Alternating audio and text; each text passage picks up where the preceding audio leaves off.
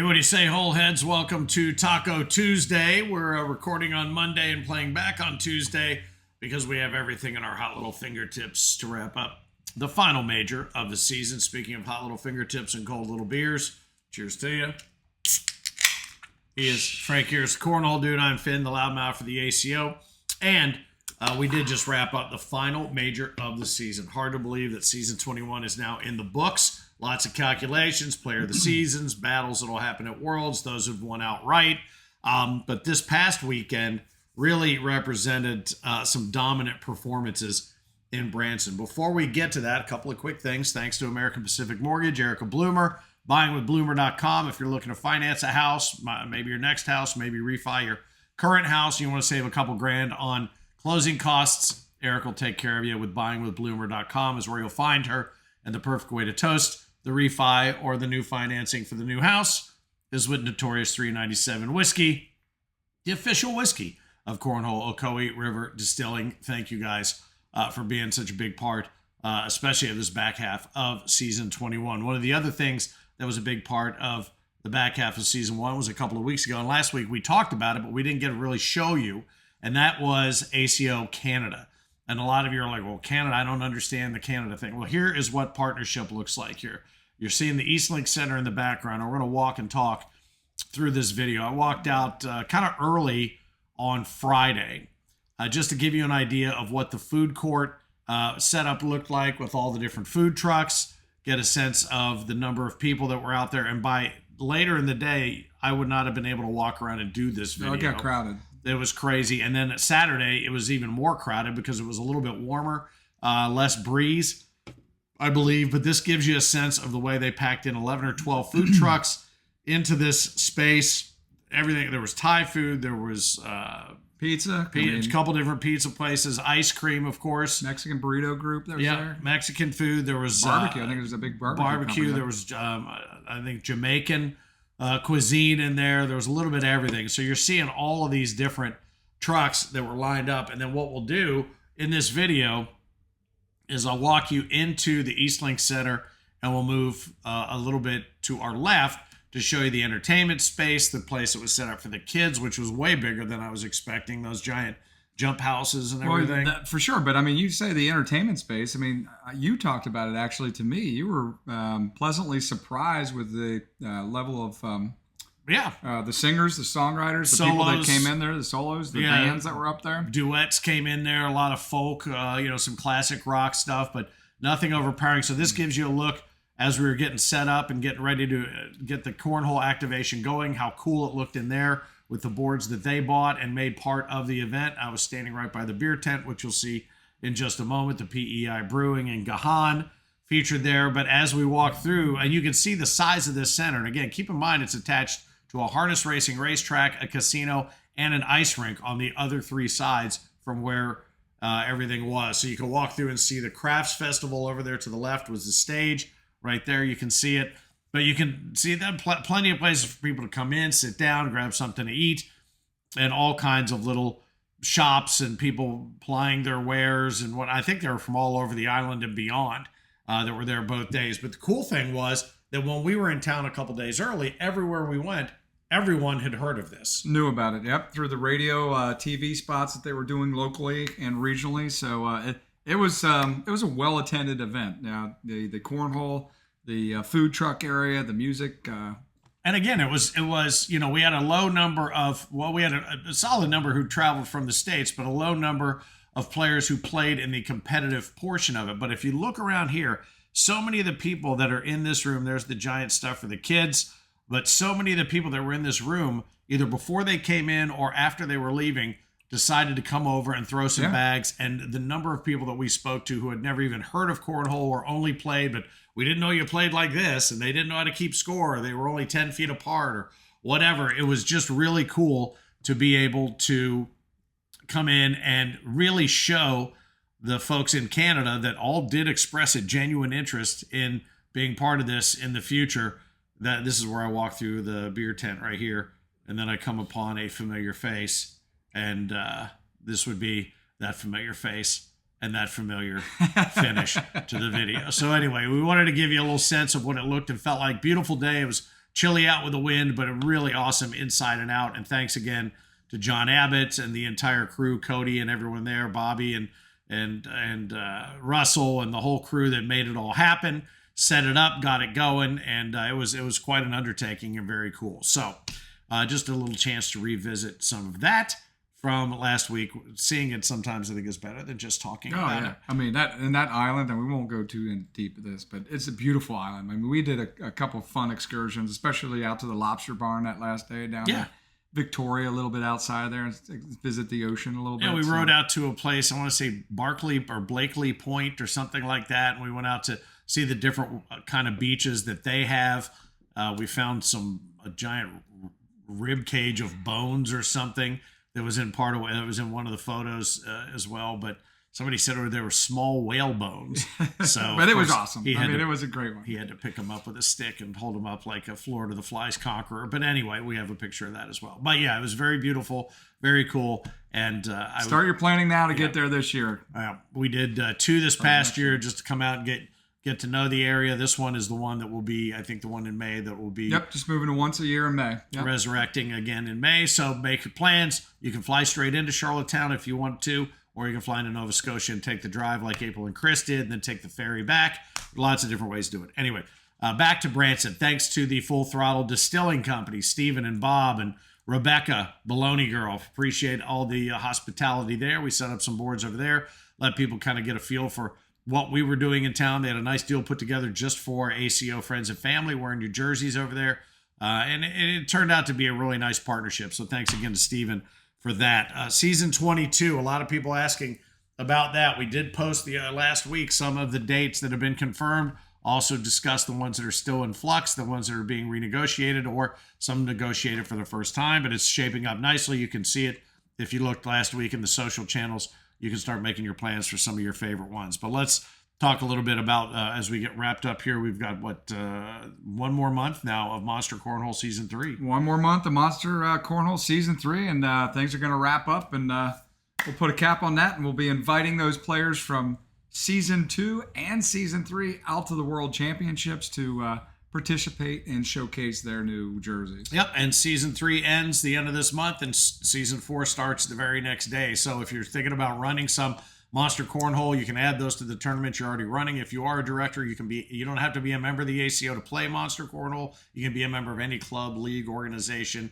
association, whatever you want, and come in and be a part of it. If you're watching the Taco, you're probably already a part of this and know this. If you are watching the Taco and somebody wants to play and they don't know it, then it's up to you to tell them about it. So, and add it to your tournaments if you would like. So we'll see how all of that wraps up here for Season 3. But let's talk about Branson. We had one new purple jersey, even in the final major of the season, which we'll get to. But first things first, Candler ran a great show. We had some games that went very long, but his running of the tournament got us right where we needed to be, the coordination on center court. We had some great games for you to check out. Lots of action on center court Friday and Saturday. Thank you, Aaron Candler, Craig and Ashley Irvin, as always. Sean Priest was in the house, making himself useful. Gears was there. Russell and Cherish Tabers were there. She was cranking out designs and printing stuff for people left and right. Big into the koozies. She sold out of her koozies. I don't know if you got one of those or not, but she was doing all sorts of customized things that were a lot of fun for the players. Yep, she was definitely able to turn and burn on some designs that people needed, like right then and right there. And she was also taking reservations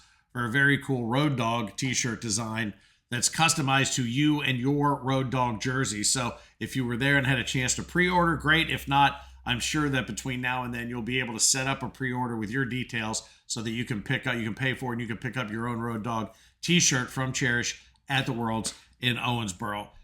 Thanks to obviously Heinerman for making things look as great as they did. Ed Estes was there in the background making sure that background stuff was happening the way it was supposed to. Philip Barnett, the Mississippi Ninja, of course. Then we had a little bit of assistance in the commentary department, the Macbeth brothers from Dumpster Fire Bags, DFB. It was cool to have Patrick and Brian there, and in a little bit both days, which was kind of cool. Hopefully get them more involved as we look into season 22, as well as AMAC, Alex McDonald from Fly Cornhole, stepped in and blew the doors off. Everybody that heard him loved his way of handling the commentary, the personal stuff versus the technical stuff versus the strategic stuff. He was in there, I think, during some of the skins cornhole after he was eliminated from that competition. Again, thanks again to Full Throttle Distilling, Kalen Vest, who hosted one of two very well attended pre-major parties, and the folks from Fly Cornhole had one as well. Yeah, I think the one had 53 players, Finn, and the other one had like 84. I mean, so both pre-parties did very, very well, and I think extended a hand out to our players to give them something to do on that Thursday night. So appreciate both those groups for putting those on. Yep, appreciate that. And the early heads up. We'll talk a little bit of results, and then we have some wheel spins. We got, I think, 4 wheel spins for filling out the surveys that we need to complete so that we can award upcoming major singles and doubles tickets, which is the reward for you filling out the survey and then being the winner of the wheel of winning. How about that? So let's talk about Branson. In the women's singles, Kendall Cox came in and defended her queen seat against Martina Belt. She was throwing gas. Carrie Beth Mitchell, another great showing, coming in third. So Kendall Cox takes women's singles. Gary Bearpaul comes in and double dips Damon Dennis. Ooh, is that right? That nice. Remember I mentioned some of the games took a little longer than some of the other ones? That was one of them. But I will tell you what, and we got to this, and I'll make mention of this at the end of it was singles as well. It's hard to exactly explain what you're watching when you watch guys that play like they play do what they do. It's hypnotic. It's amazing how good you have to be and consistent you have to be. And that was earlier in the day, and that was on Friday. This will come into play later on when we get to the end of the night on Saturday and singles. Remember I mentioned dominant performances? One of them was also exhibited by Drew Blauvelt, who was, I think, came in and double-dipped Bryce Jefferson, who had himself a great week.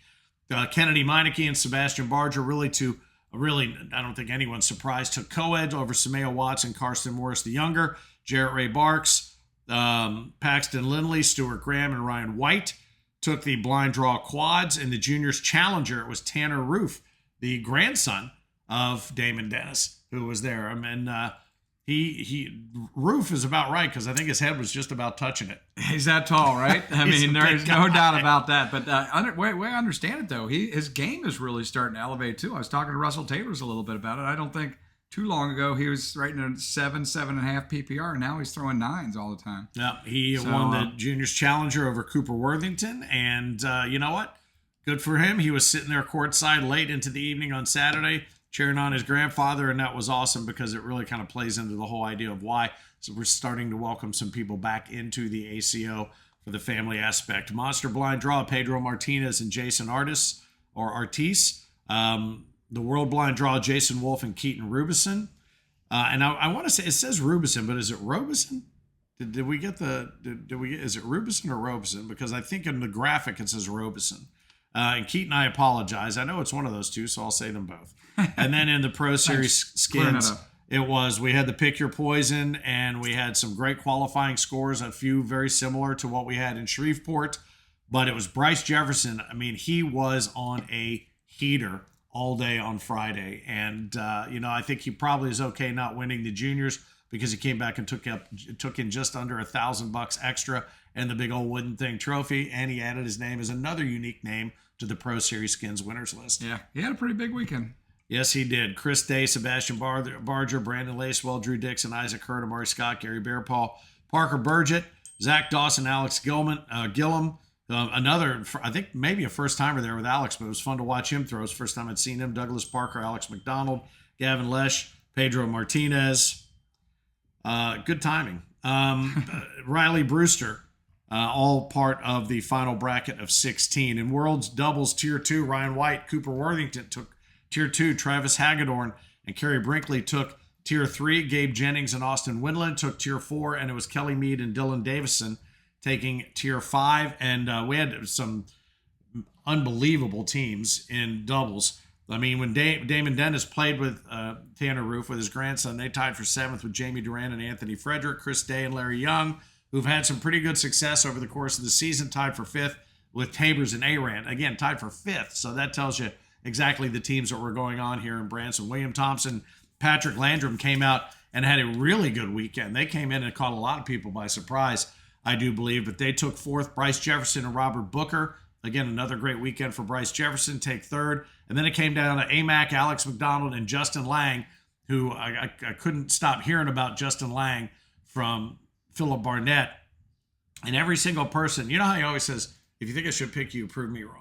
I don't think you want him to pick you sometimes, because every single person goes, oh man, this guy's got a this and a this and a this. Every single time he did it, they couldn't hit one to save their life. So it was a long play jinx that was out there. No, but Justin Lang and Alex McDonald played a great doubles tournament, and they ended up falling to Michael Rainey and Drew Blauvelt, and Michael Rainey, his first purple jersey of the season. And that's our only one here. That was the only one, but there was still one all the way down. Congratulations, Michael. Yeah, all the way down into the final major of the season. In singles tier 2, it was Mike Guarino taking first place, Travis Hagedorn taking tier 3, Mackenzie McGee taking tier 4, and Ryan Davis taking tier 5. And then Sammy Van Sickle, he made himself known in singles while he was there. He and Justin Lang tied for 7th. Devin Holloway and Kellen Pritchard both had great weekends, tying for 5th. Sebastian Barger, who ebbed and flowed over the course of the weekend, and we talked about is that killer instinct for him to repeat as king. Is it in there? On center court, it didn't seem to be, but when he was buzzing around trying to get back to center court, it was. Yep. He was getting in there and making it happen. But he had a great weekend. Isaac Hurt and Sebastian squared off for that 3rd, 4th place game. Isaac advanced. Bryce Jefferson then was in the king seat, and he was double dipped by Damon Dennis. And I really thought Bryce had it. I just thought his heater was going to extend through the weekend. But this is what I'm talking about with regard to the dominant performances. Those two probably had the best weekends of anybody across all divisions. Yeah. But Damon stepped up no matter, and he had been there since 7 o'clock in the morning because he had to play pool play. He had to get into the main bracket, did Damon. Then he comes in and he double dips a guy who has been on fire the entire weekend. And you know how deliberately he throws. We were laughing at 1:30 in the morning Central Time, so 2:30 here. I said, if he calls timeout, I'm going to go out and go full Tanya Harding on him over the table with a lead pipe. I'm just doing taking him out. But he held his composure. He held his stamina, held up. He did look at us at one point, and he's like, he just mouthed the words "old man" at one point when something came a little bit short. But his stamina, his dominant play came through, and he ended up getting the best of Bryce Jefferson, who did have himself a great weekend. So bravo to everyone. Good stuff. Well, Damon's got that trademarked 2-bag flip as he stands there and eyes what he's about Sometimes to do he's with a this couple thing. spins, but mostly it's right before he grabs it. Yeah. Then he holds it up, kind of levels it out. He's got, and then he lets it go. But it's funny because we did 12 hours of commentary on Saturday. Okay, normally we'll throw it on and some, but there were so many great games coming up early in the brackets. We decided to start doing some of those just to get a little bit of flavor. And the next thing 12 hours in, we're still blabbing and talking. But I did get to see a lot more style points. Like watching. Oh gosh, who was it? Let me see. I was watching her play Kennedy Meineke. I was watching her play solo, and I forget, probably in women's, I guess. But watching her, she's got a very specific count when she holds the bag. She had 2 different ones. One with the hoodie on and the bags on the board, and then when she gathers the bags and flip twice, and then touches it like that, and then lets it go every single time. 1, 2, touch, go. Little ritual or a little routine, or get yourself whatever, man. And I don't bring it up to typically to anyone personally because I don't want them to get self-conscious. But like if somebody mentions something about your golf swing, what's that little thing that you do? What little thing I do? Oh, maybe I should stop doing that, and then you'd screw your game up 16 ways from Sunday. But anyway, we did get to see a lot of great action on center court, and it was something else. Hey, a player to watch on the website right now is featured as Rich Jones out of Missouri throwing arcane bags. Eric Teschler from Average Joe's Cornhole is still the featured director on there. But that wraps up all of our majors. You will be receiving a survey for Branson, so please do fill that out. And we'll make sure that we apply that forward as we will with these wheel spins that we have coming up for singles and a doubles ticket if you end up on the wheel of winning side of it.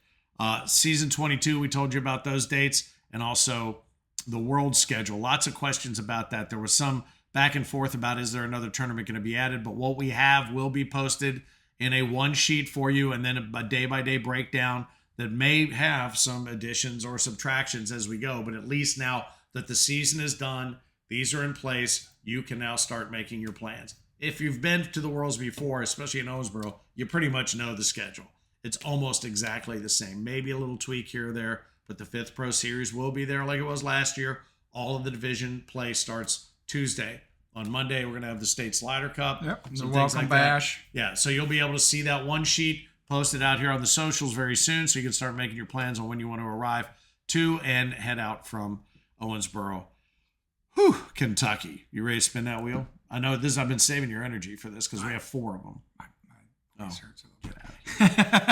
I purposely do it so he doesn't have to say anything, and then he craps out on me. Come on now. All right. Well, which ready one to do it? We're going to start with Salt Lake City? Salt Lake City? All right, let's do it. All right. I am, again, completely ill-qualified to pull this off. We've been saving his voice and his strength just for this, so I'll turn it over to Frank Ears, the Cornhole Dude. Heinerman, let that wheel spin, baby!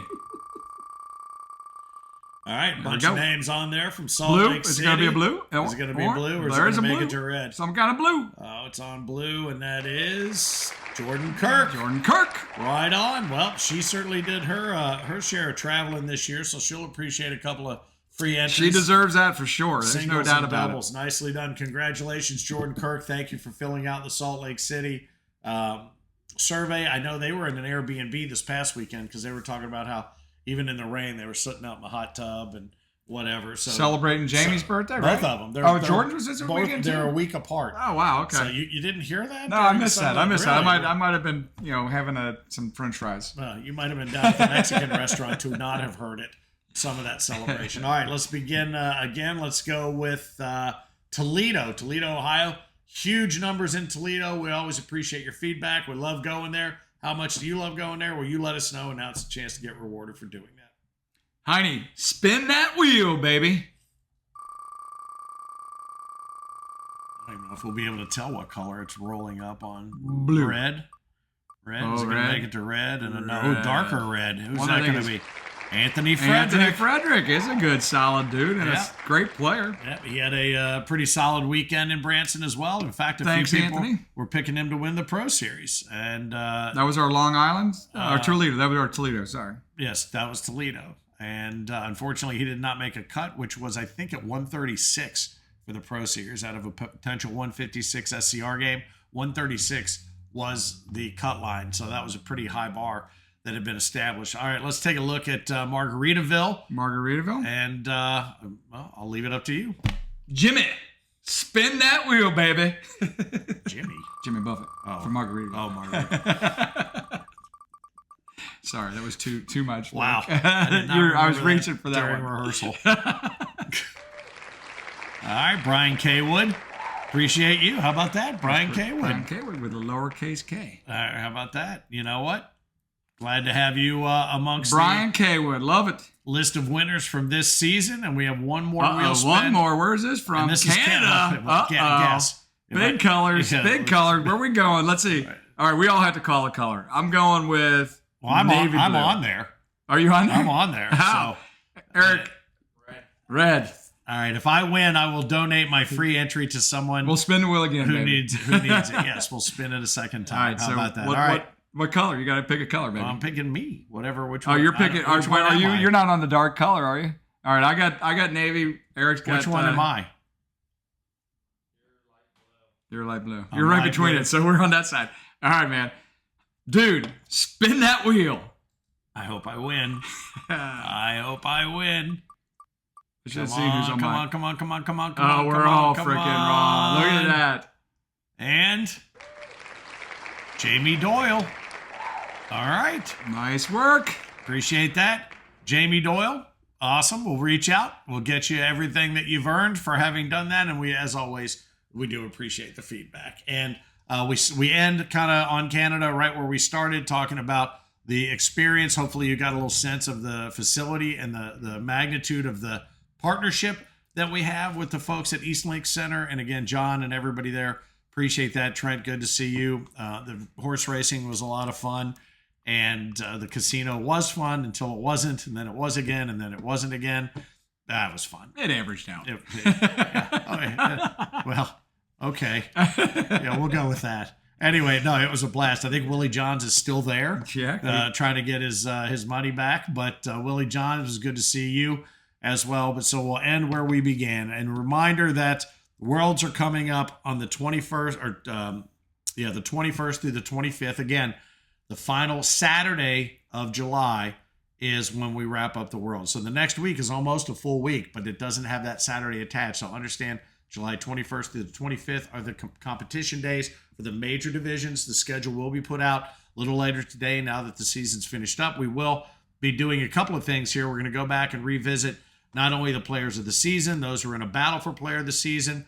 We're also going to do another director's cut for those of you who are directors. That'll give you a little more insights as to what's coming with regard to the new season. So all of that is still on tap. Will we be back next Tuesday? It remains to be seen as to how we get all the statistics put together, but we will let you know. So if you are checking us out here middle of the day for a taco for lunch or maybe a breakfast taco out on the West Coast, we appreciate you. And remember, Finn, this is the first year in a while that we haven't done the Punta Gorda event in June. Yes. So it's June 1st. We're not doing Punta Gorda this year. It'll definitely be back next year, and we'll get more details on that as the Worlds come around. It'll be mid to late June of 2027. So it will be an opportunity to get back down there and be part of what is an awesome, really 3-day festival that starts late in the afternoon, gives you a chance to go out and do all kinds of different things, and be done in time to enjoy the evening. Each one of those evenings, some solid cash tied to it, non-points earnings. So just a fun time, and hopefully we'll give you plenty of advance notice to get down there and be a part of it in 2027. Keep an eye out for upcoming content on the YouTube channel. Make sure you hit subscribe, hit the bell so you're notified when anything new is popping up. Go back and watch from Branson. We had great eyeballs on the YouTube and the Facebook stream over the course of the entire weekend. We had a good time. Thanks again to the boys from DFB, the Macbeth brothers, and also AMAC from Fly. We appreciate you sitting in with Philip and yours truly, and it was a lot of fun. Thanks again to the Convention Center and everybody in Branson. Always a good time there. And I like the little AMAC thing you threw in there. I've not heard you call him that before. Is that a thing between the two of you? We were given permission to call him that because that's what the DFB boys were calling him. Okay. I said, do you have to be related to him? Some kind of club? Period of Did time you know Patrick, I think, calls himself, or people call him Python? Python Patrick. I tend not to call people by nicknames they gave themselves. Right. But I gave mine to myself accidentally. When I was in college, there was a dude that tried to tell us that everybody his name was Snake. Yeah, so I want to go by Snake. Yeah, okay, dude. Sure. You know what? T-Bone. All right. Yeah. All right. The jerk store called, and they're all out of you. All right, Fenny Minnie. Seinfeld references. Anyway, thanks to Heinrich for a great weekend, making us look good. Thanks to Ed Estes rolling in the background. Appreciate you, brother. Hit the bullseye a number of times we did with that one. And we'll give you your Taco Tuesday back. Again, we'll let you know about next week if we'll be here, if we're going to wait another week to get some more details to get you fired up for the Worlds. But in the meantime, I'm Finn, the loudmouth for the ACO. He is Frank Gears, the Cornhole dude, reminding you. Owensboro, here we come. Keep on pitching. ACO, we are Cornhole.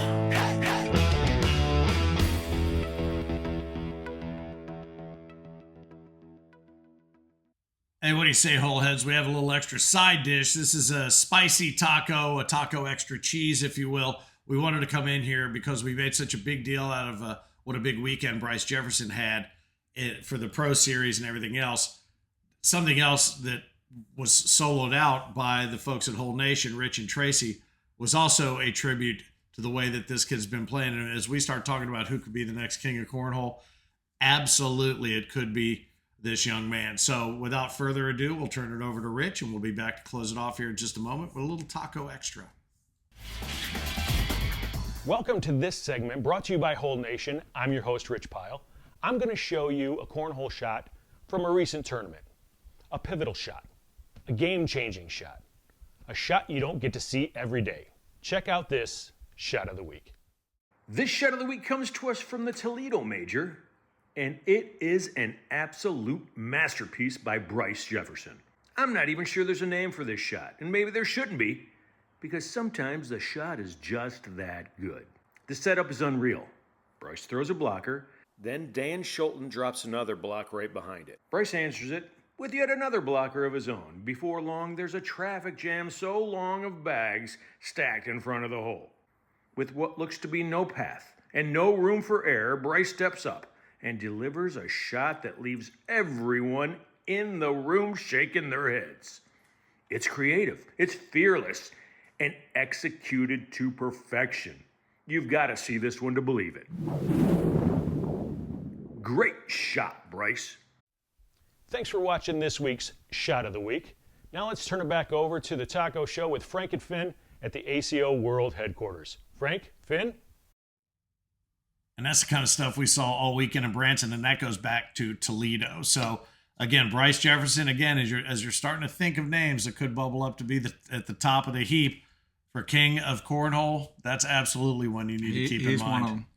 Well, maybe he could come out sporting his white T-shirt that says "King of Cornhole" now. Maybe just with it made it with a Sharpie. Yeah, you know what? Hey, he visualized it and made ACO-PRO come true. You never know. I mean, the kid's made a complete transformation and continues to throw gas. He's playing with a smile on his face. So we thought he needed a little bit of extra spotlight there, and that was a great shot of the week from Toledo.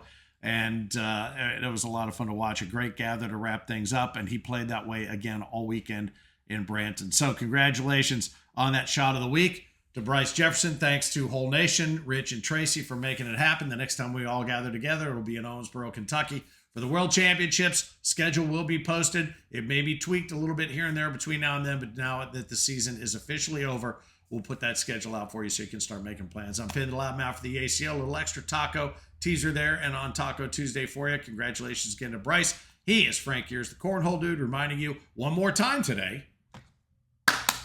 Keep on pitching. See how good he is?